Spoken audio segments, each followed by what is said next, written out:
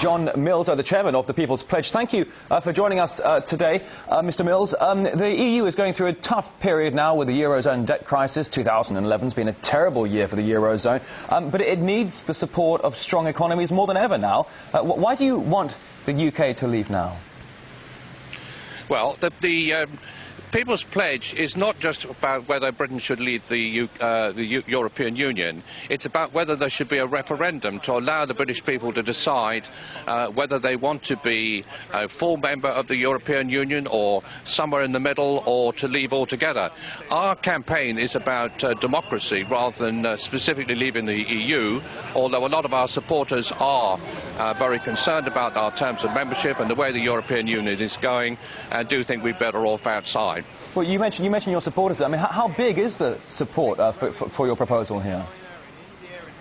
The support is very substantial. I mean, there have been polls done recently, particularly about whether there should be a referendum, and there's a very clear majority in all political parties in the UK of people who want to have a referendum on our membership. Now, not all those people want Britain to come out. Quite a lot of them want Britain to stay in. But on the issue of democracy and whether the people should decide what happens, there is a very large majority across the electorate in the UK in favour of having a referendum.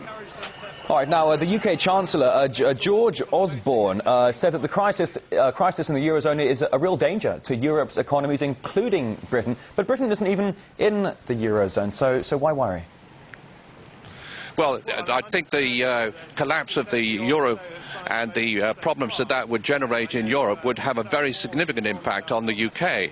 And this is obviously a matter of grave concern. I mean, what the people or the countries in Europe decide to do is really their business.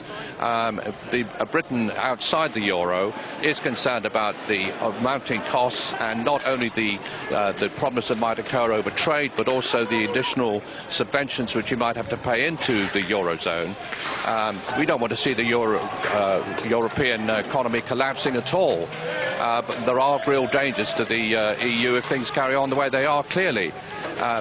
We're just concerned that the countries in Europe want to go one way and Britain wants to go another. There should be an opportunity for people to decide on that issue. All right, now, if indeed the referendum does take place, it'll be the first such vote since 1975. At the time, the majority of the British public supported the country being a part of Europe. Tell us what's changed. Well, a lot's happened over the 36 years since that happened.